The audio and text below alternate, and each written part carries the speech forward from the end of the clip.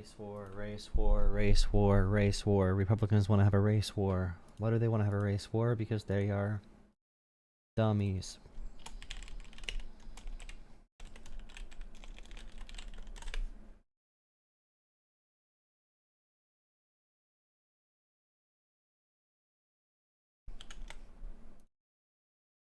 Baby girl. Baby girl. Girl. Baby girl.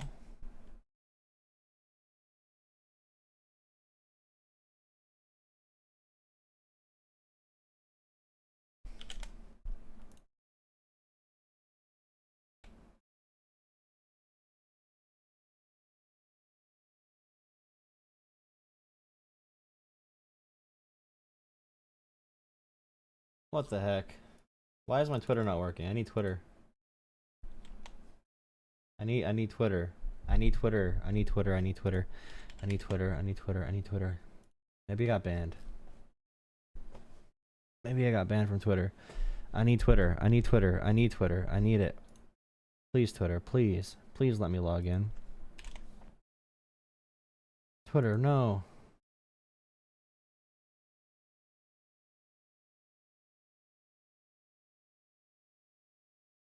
Cool.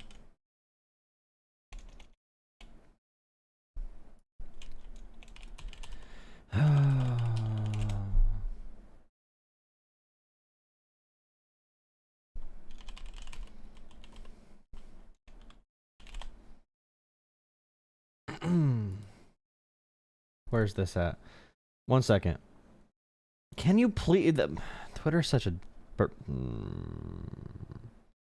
Wow.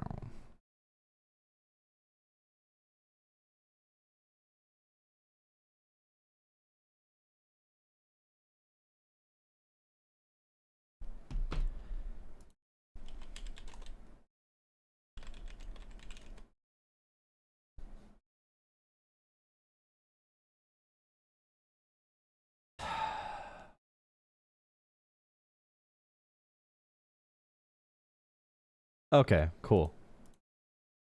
Alright, we're gonna expose Charlie Kirk for being a neo-Nazi. Baby girl! Baby girl. Baby girl. Baby girl. I hate Drake. Let me get this bigger really quick. I'm gonna make this bigger too. Why not? Display capture. I can make that bigger now. There you go. Nice, dude. Can you not? This shit sucks. Whatever, I don't care.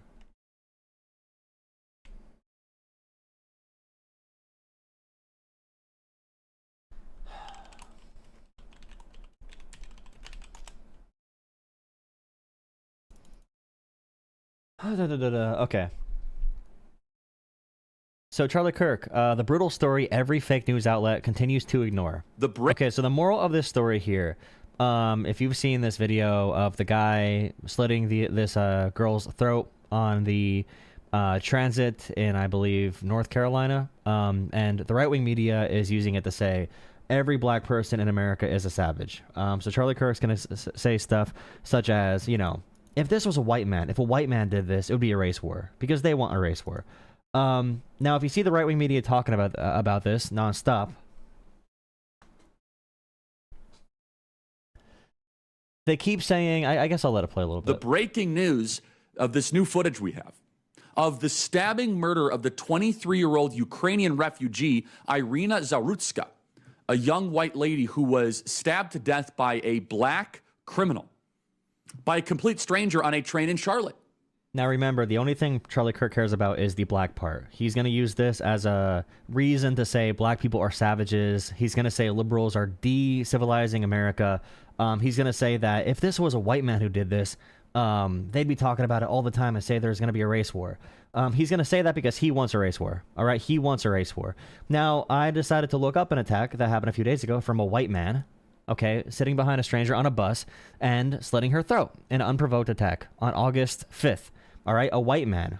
The issue here is mental health. All right, these people are going crazy. All right, that's the big issue here. It's not because they're black or white, but of course, right-wing media is going to share this as an example to say this black savage killed this nice white Ukrainian girl, which, by the way, it's funny to hear them care about Ukrainians now. They said nothing when Trump was going to put Ukrainian refugees and Ukrainian people who are in America right now, when they were going to deport them back to Ukraine, back to a war zone. Nothing when they're going to deport Russian refugees back to Russia. Nothing about that. But this story, they can use it to villainize black people and brown people, so they're going to use it for that purpose. But remember, there's crimes done by every race in America. It does not mean you call this group savages. Now, you might have not seen this footage yet. This is becoming national news, and the left is doing everything they possibly can not to talk about it. The media is very uncomfortable about this story. If you watch this video, this guy was sitting, minding his own. She was minding her own business. He was minding her own business. She was also dressed in like baggy clothes, comes up, takes out a knife, stabs her to death. 14 times he was previously arrested. Yeah, and this is terrible. And obviously it's terrible. But every single crime in America, the 20,000 something homicides in America, how many homicides are in America per year? Let me find it really quick. Every one is not going to be a huge news story. The only reason they care about this, again, is because it's good to use for their propaganda. And they want to say we need the military in American streets to stop all crime. What do you call a government that promises to stop all crime with authoritarian force? 4 times. 14 times. He comes up and just stabs her to death. Situations like this are a nearly daily occurrence in our cities. And I'm coming back from... Not at all. By far, the majority of homicides are done by people who know each other. The idea someone just runs up and kills random people is an extremely rare event.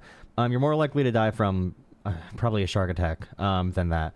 Or other things like lightning and a dishwasher falling on you or whatever, or a fridge falling on you.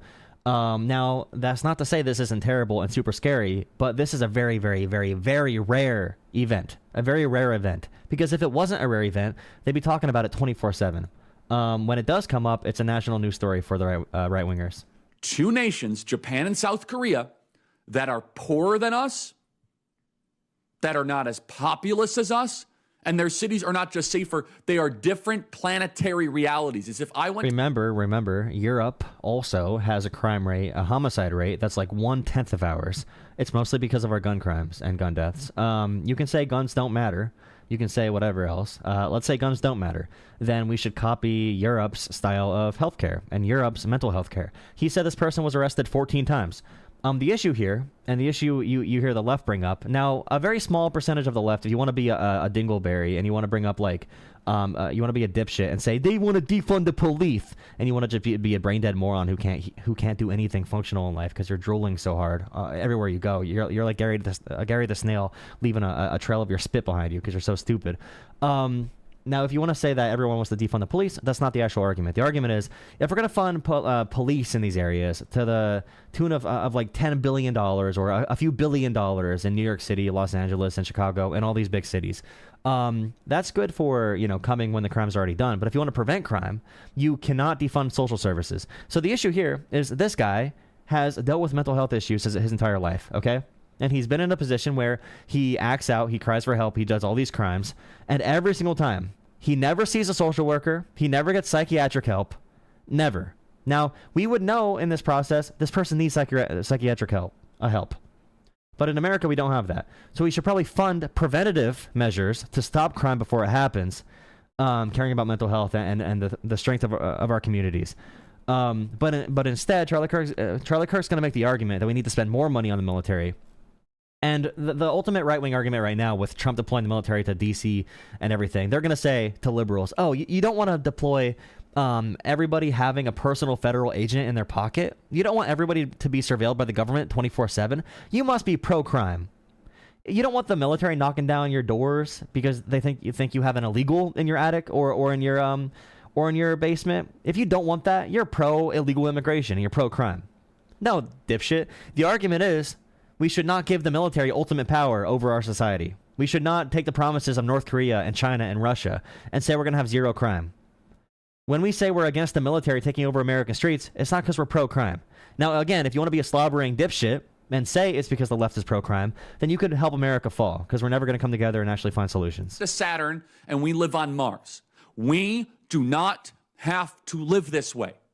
You can create a society and a culture where you can get on a train or a subway and not be Irina Zarutska and get stabbed to death in the neck because some black criminal decides, I'm just going to go do it. Some black criminal. 14 times he was previously arrested. Criminal. You see, the black ones are worse than the regular criminals, so you have to say black. And all of the Koch brother-funded liberal criminal justice BS is the reason why guys like him are still on the streets. 14 times. Let's put this back up on screen. And Irina Zarutska, why did she come to America? She was fleeing violence in Ukraine. It turns out it's more dangerous on subways in Charlotte, North By the way, Charlie Kirk blames Ukraine for being invaded, by the way. Charlie Kirk blames Ukraine, by Carolina, than a war zone in Ukraine. Okay. The Associated Press wrote 0 stories about this over the week. So this is one story of a person doing something insane and killing someone, all right, in cold blood. Terrible. Disgusting, all right? Now, how many people died in Ukraine? How many Ukrainian civilians died? Like 40? What's the actual number of Ukrainian civilians that died so far? PBS, New York Times, NPR, Wall Street Journal, BBC, CNN, Washington Post, Reuters, MSNBC, 0 stories. Now they're finally fixing that, but the stories they're writing, like this repulsive. Yeah, Russia has killed, they've injured or killed 50,000 civilians in Ukraine since February 24, 2022. And now Charlie Kirk, Benny Johnson, Tucker Carlson, they all run defense for Russia. But they're going to use this to spark a race war. But when Putin, all right, does war crimes and invades a sovereign territory and kills and pillages their children and puts them in re-education camps and traffics them, they're never going to call Putin, the issue for being a white dictator, white-on-white crime over there. No, that's not going to be an issue. They never talk about that, right? But when it's a black person in America doing a crime, all right, they can say that America is being decivilized. But if they talk about Putin, they say, oh, he's a strong leader who cares about his country, as he sends his people to their death to invade a territory for his own political purposes. Remember who these people are, who Charlie Kirk is. Headline from Axios this morning. The gruesome attack of the fatal knife attack in Irina Zarutska on a light car rail in Charlotte has MAGA influencers seeking to elevate the issue of violent... Again, how many articles did New York Times write about this story of a white man doing a similar crime? How many stories did they write? Local media covers these things typically. They're not national news stories unless if they have other factors involved. So like George Floyd was a bigger deal. All right, it was a bigger deal. It was police. It was a government-assigned agent using violence in a way that was not called for, all right, against protocol, and eventually found in the court of law to be murder. Now, that's why that was of significant national importance. But a random person doing a random crime, it's terrible. Everyone agrees it's terrible. Unless if you want to just keep on saying that liberals are pro-crime. And again, you could just be a disgusting person and say that. I've seen crime. All right, I'm not pro-crime, obviously. But I also know the root causes of crime. And I know that if a crime happens in my backyard, it's not going to be covered by Fox News. Unless if they can use it to villainize people they don't like. And to use it to justify military force in American streets. Why else would they cover a local news story like this? All right, why would it be national? Urban crime. Oh, this is all about MAGA influencers now?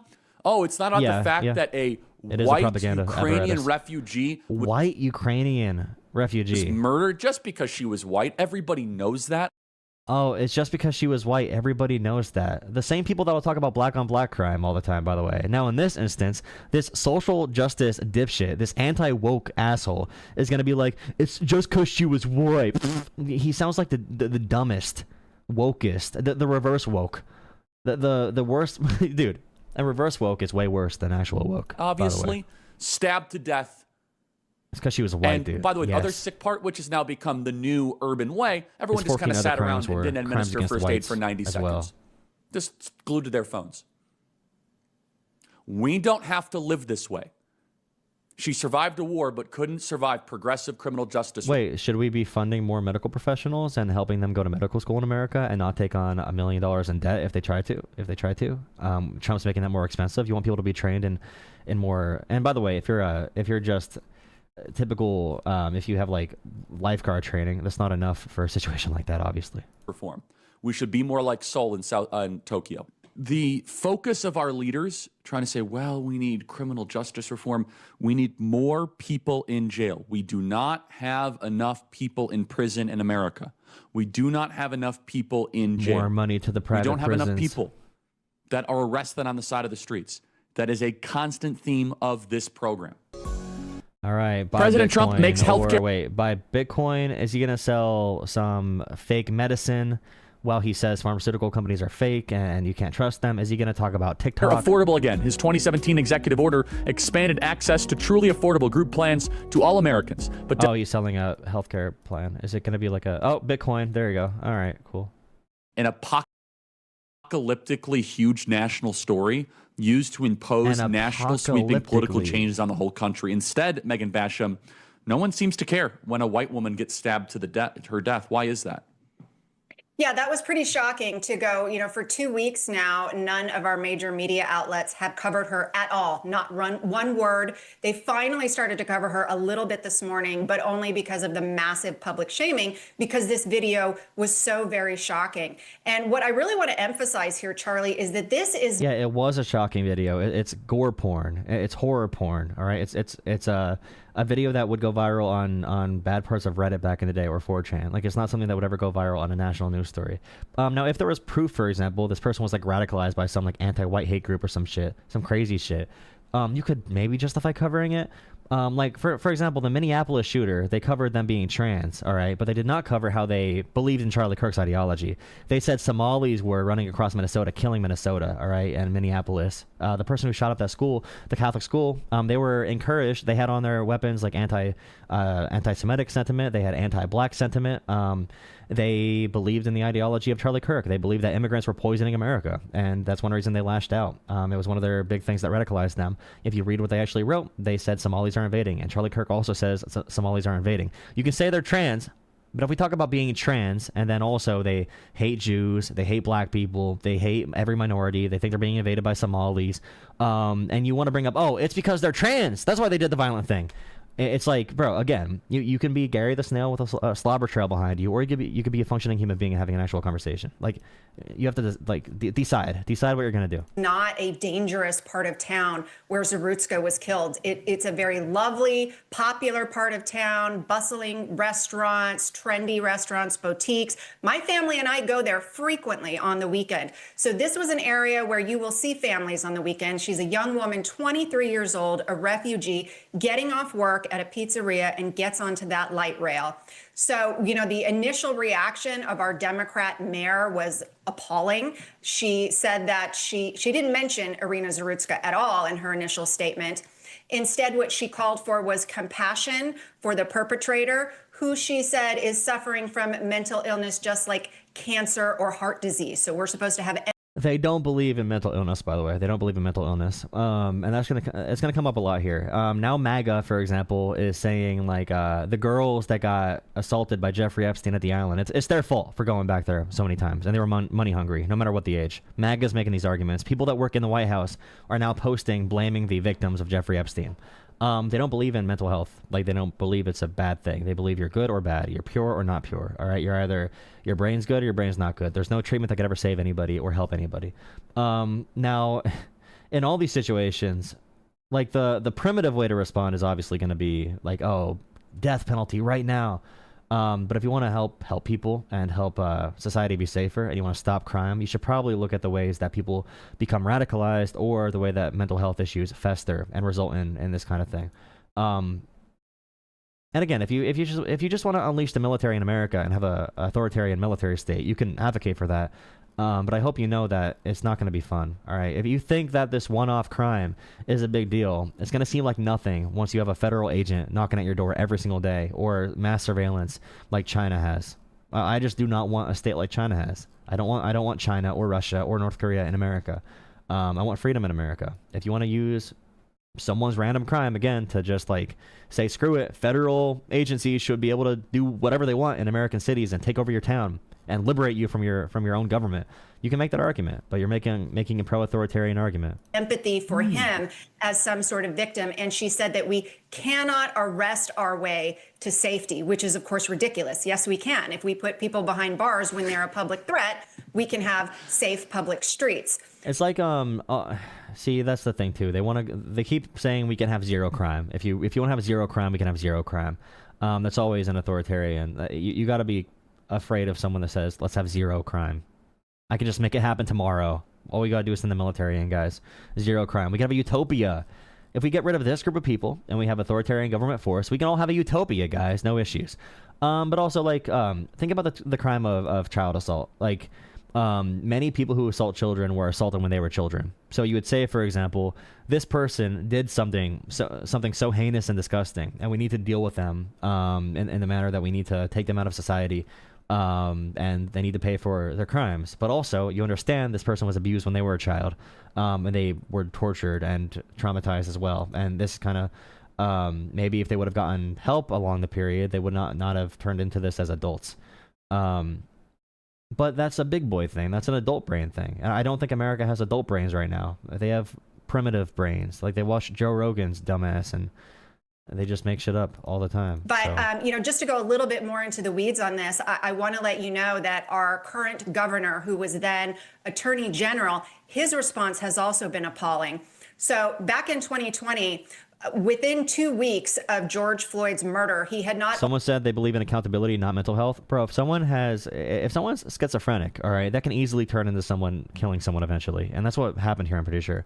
I think they were schizophrenic, and someone can give me the facts of their mental health rap sheet. But if they've had schizophrenia for like decades or whatever, and they never got help for it, that shit does go. It makes you literally, it makes you go insane. Yeah, it makes you do crazy shit.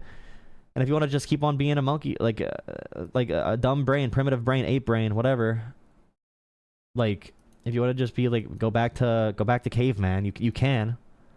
But only issued public lament. Well, I think at this point we can say it was not a murder, but he issued public lament over George Floyd's death, and instituted a new task force for racial equity in criminal justice system.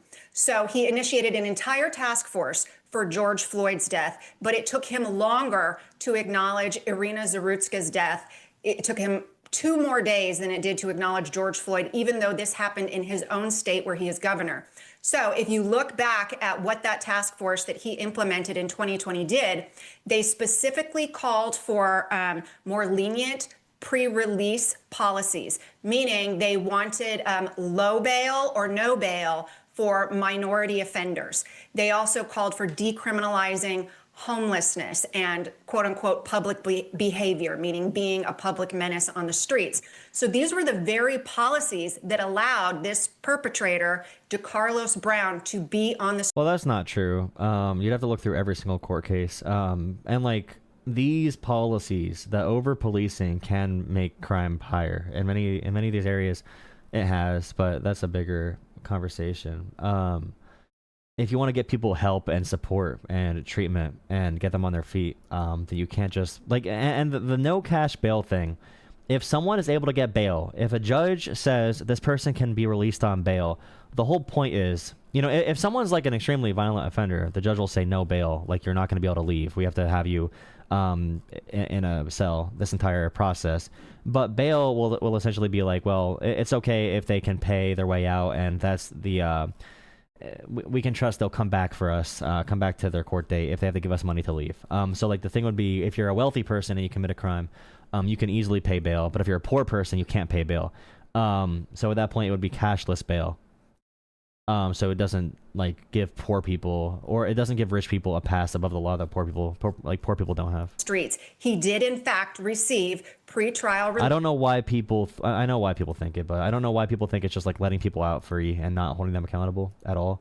They're told to believe that, and that's kind of what this whole game is. It's what people are being told to believe. So like my messaging here and my conversations about this topic, it doesn't matter how many facts it can you know, run over. It doesn't matter about the threat of authoritarianism. If you say to them you want zero crime, you know, in that instance there was not a cop there, obviously.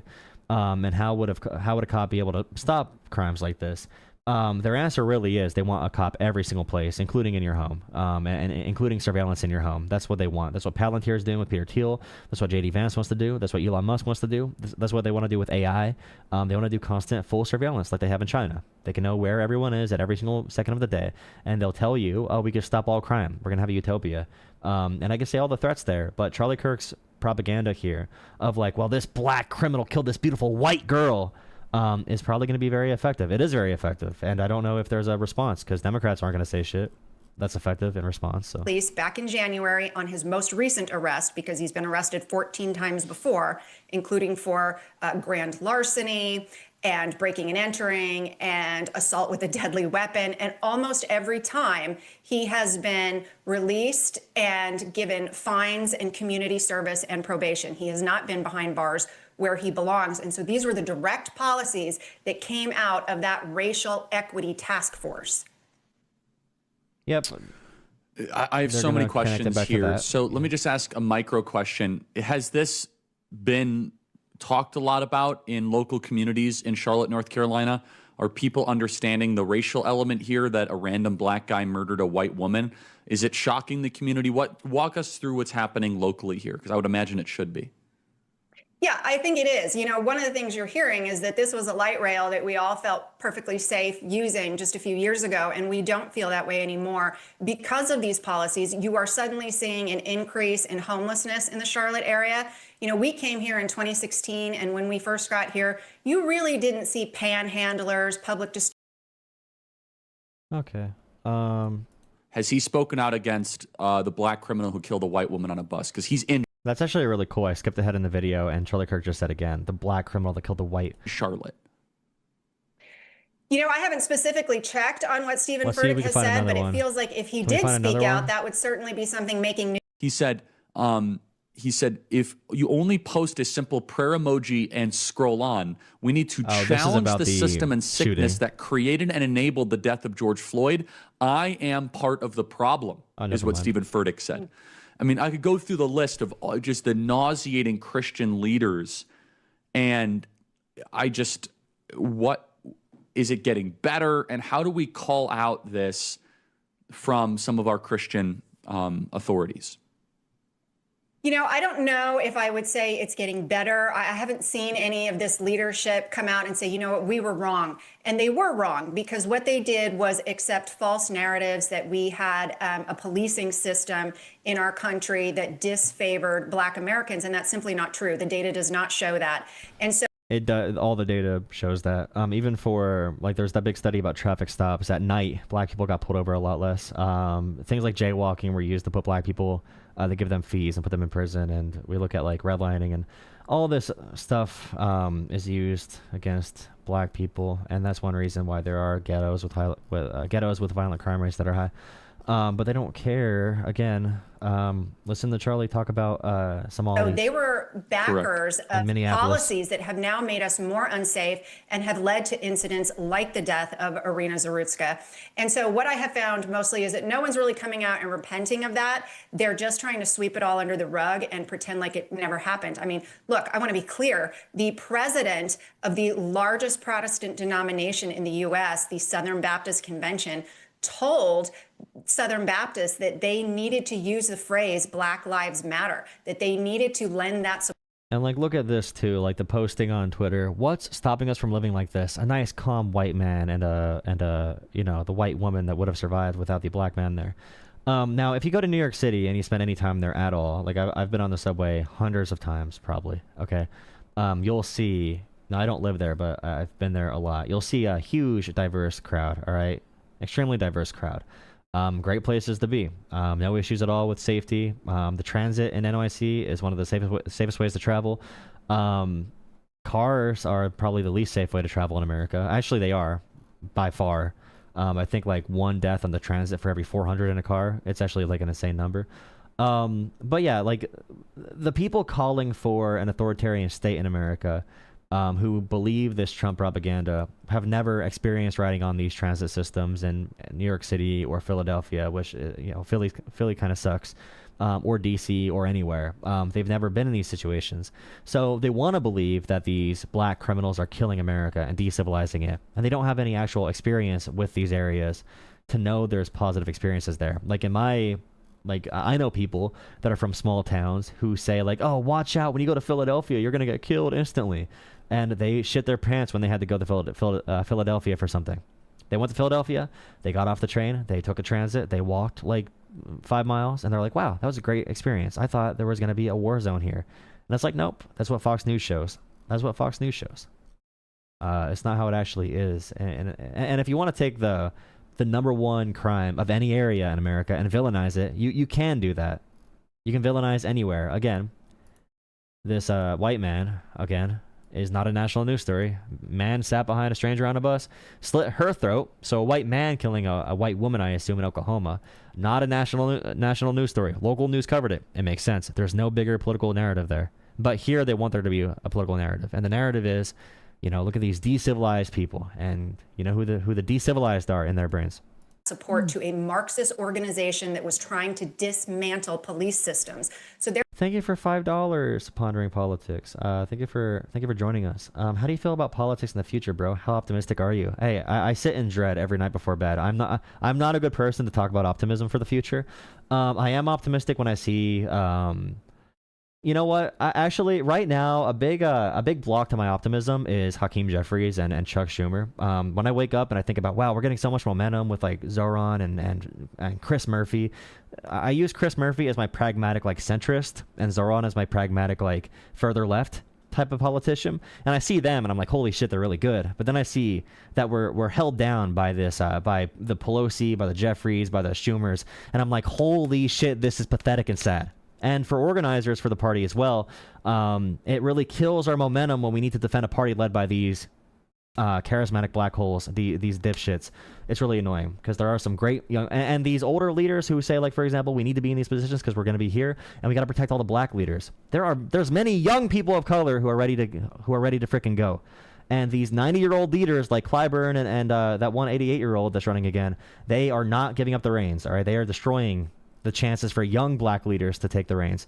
And there's many that are ready. There's a plethora that we could be choosing from. It's really sad.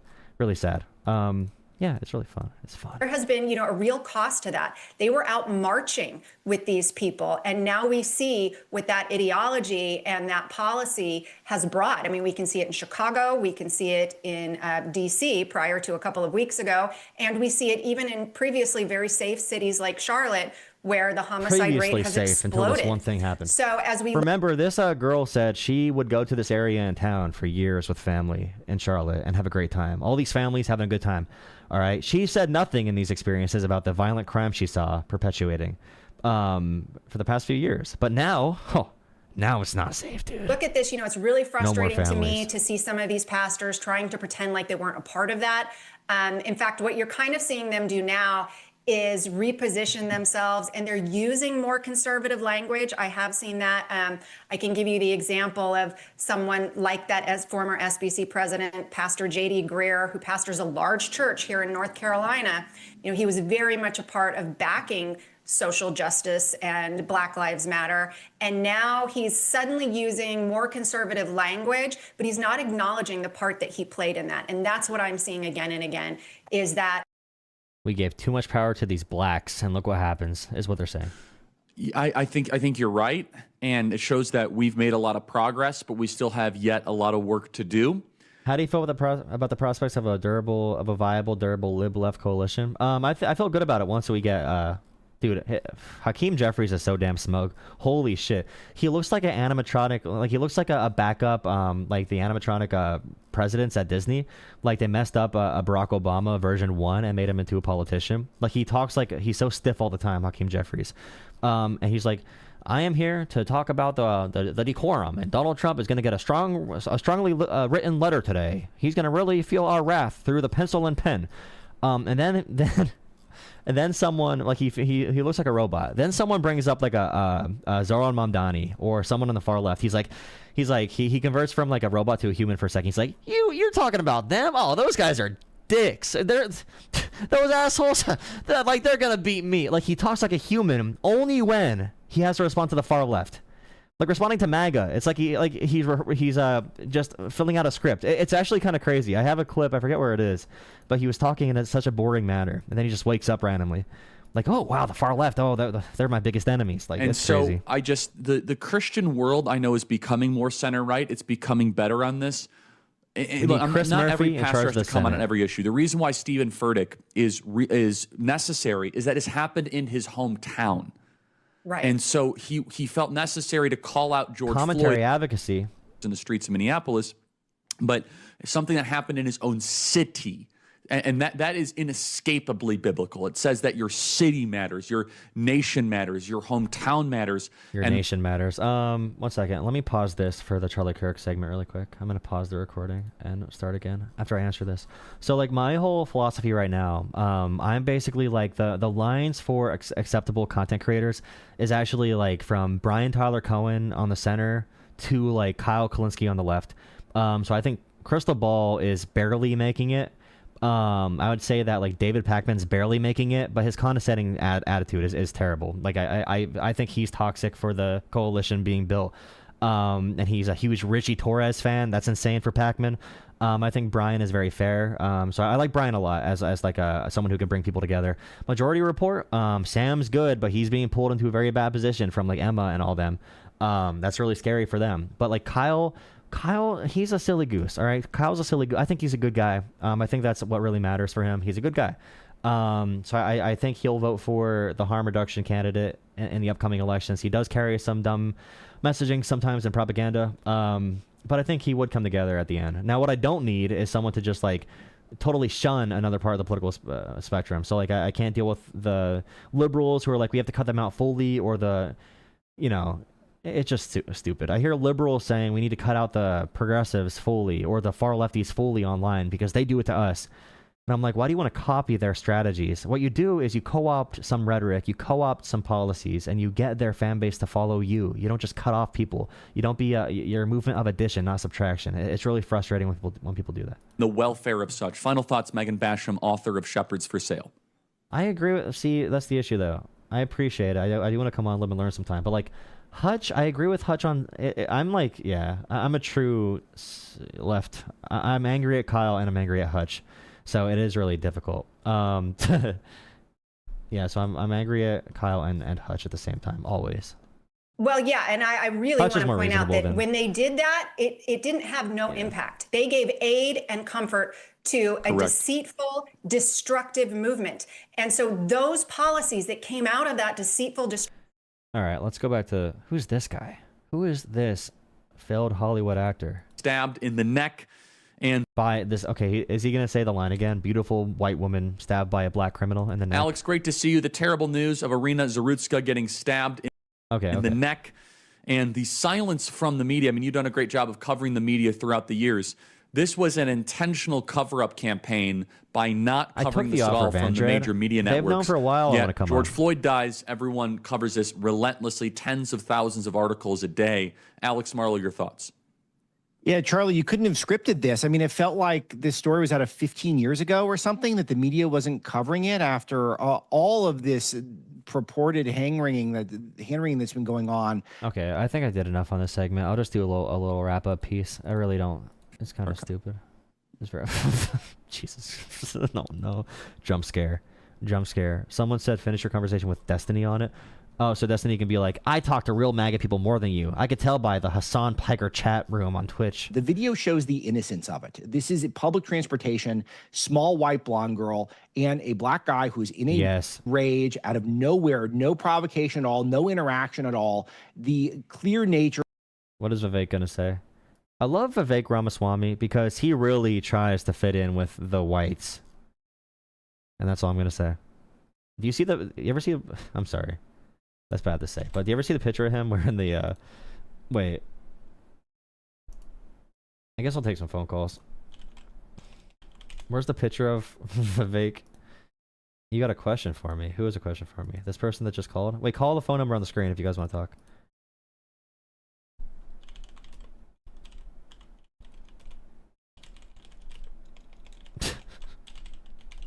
Where is this picture? There's gotta be a good picture. Dude. Was this a joke? Was this a joke when he dressed up like this? The veterans in this room.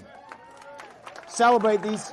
Every person who he's in Texas. Okay. It's an event. It is funny though. It's like, hey guys, I'm one of you, and then the Republicans tell him like, no, we don't like your kind, and he's like, it's really sad actually. That's why I think him running in Ohio might not be easy. I mean, they might vote for him, but yeah, they have a big thing against immigrants and everything, and oh, it's crazy. It's crazy times.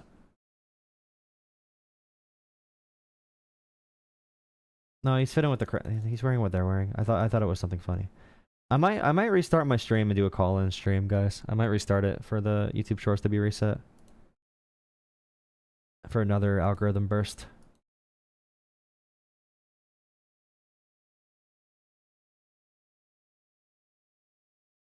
Jola will one day understand the Girl Politics channel. You need Destiny drama. Actually, you really don't. You really don't.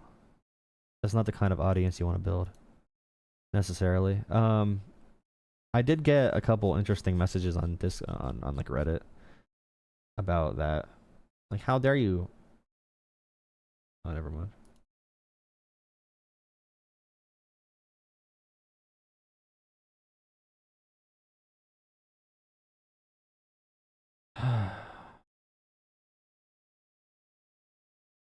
All right, guys. Again, thank you for the super chats. Pondering.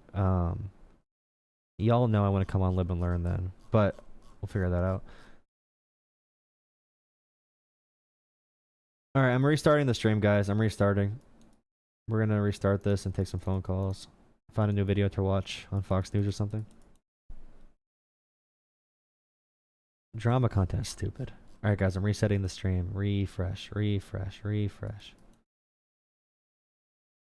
Refresh, refresh, refresh, refresh, refresh, refresh, refresh, refresh. Refresh, refresh, refresh. Refresh your stream, guys. Refresh it. Go on my page and reset.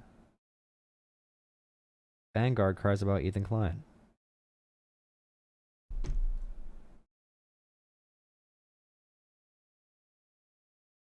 Oh wait, I have top chat on. I'm not even seeing every message right now. What am I doing? Okay, yeah, I'm restarting in 1 second. In 5. Wait, I didn't do an end to that video. The Charlie Kirk video is over.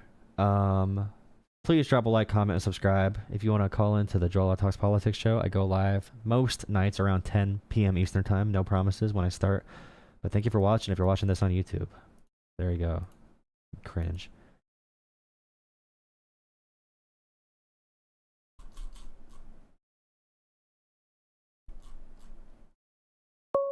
No, it's not the new stream. Reload it now. I'm getting a call too. Here, new stream is up now. Refresh.